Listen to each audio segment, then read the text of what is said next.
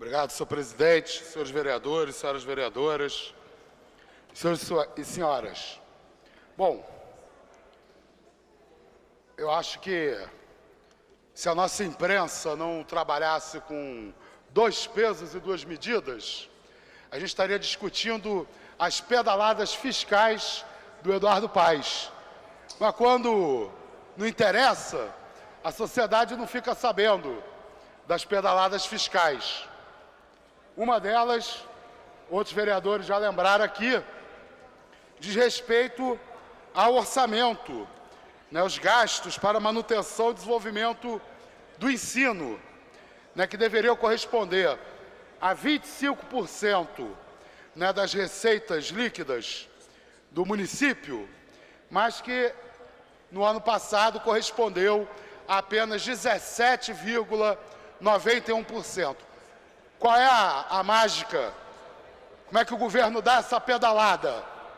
Ele coloca 903 milhões que foram gastos com inativos, como se fizessem parte dos gastos com manutenção e desenvolvimento do ensino.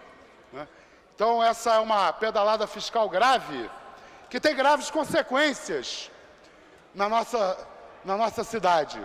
Por exemplo, o Tribunal de Contas, no seu relatório, identificou que aumentou o número de escolas com infraestrutura precária na cidade do Rio de Janeiro. Em 2013, o relatório do TCU, aliás, do TCM, listava 30,7% das escolas em situação de infraestrutura precária. E esse percentual, no ano passado, subiu para 33,6% das escolas da rede municipal. Só a título de comparação, o que foi gasto no ano passado com os investimentos em infraestrutura da rede foram 158 milhões de reais. Enquanto isso, as trans e o Parque Olímpico receberam 15 vezes mais do que a infraestrutura das escolas, totalizando 2,45 bilhões de reais. Então, a pedalada fiscal disfarça o descumprimento da lei, a obrigação dessa casa. Afinal de contas, nós juramos cumprir as leis e fiscalizar o Poder Executivo, deveria ser rejeitar as contas do município. Só começando pela educação já era motivo para a rejeição das contas. O Paulo Pinheiro falou bastante sobre a questão da saúde. Só quero chamar a atenção para a insuficiência na alocação de médicos em 42,31% das unidades de saúde do município do Rio. E mais uma pedalada fiscal, essa talvez até mais grave, que foram realizados gastos de 24,8 milhões de reais sem prévio empenho pela Secretaria Municipal de Saúde. Então, no orçamento da Prefeitura do ano passado, tem 24,8 milhões de reais que saíram da saúde e a gente não tem nenhuma condição de saber para onde foram gastos, já que são gastos sem empenho. Outra pedalada fiscal que justificava a rejeição das contas do Executivo. Bom, a questão do remanejamento, não há nenhuma ilegalidade, até porque o limite do remanejamento são absurdos 30%. A gente aprova um orçamento e o prefeito pode remanejar 1/3 desse orçamento. Mas eu quero chamar a atenção para o aumento do remanejamento. Em 2012, foi 6,81%. Em 2013, 13,63%. Em 2014, 14,93%. Na verdade, houve um aumento de 119% no uso do remanejamento, comparando os anos de 2012 e 2014. Renúncia fiscal. O parecer do Tribunal de Contas sobre a renúncia fiscal de incentivos a projetos culturais.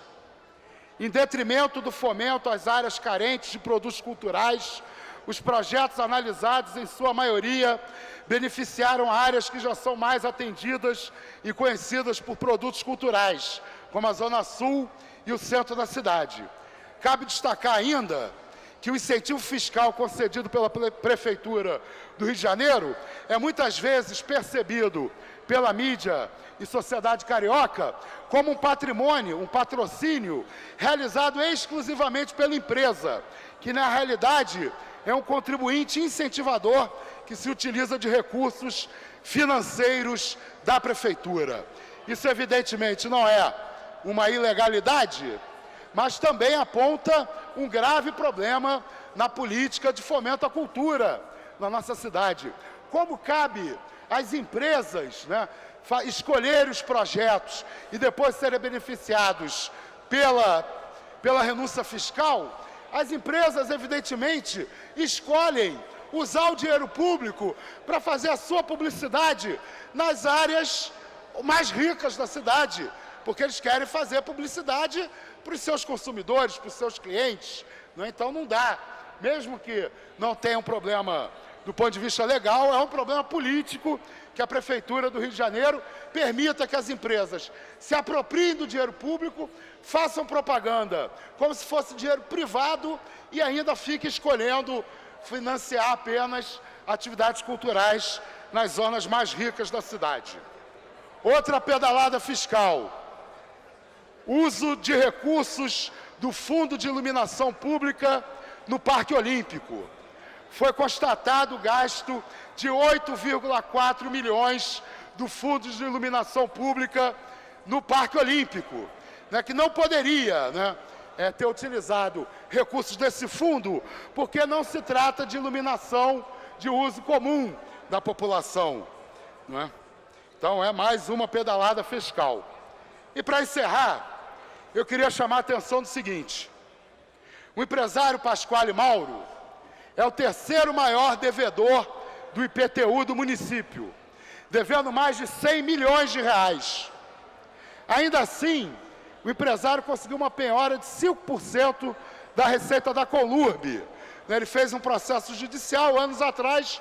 Todos os anos, esse empresário fica com 5% da receita da Colurb.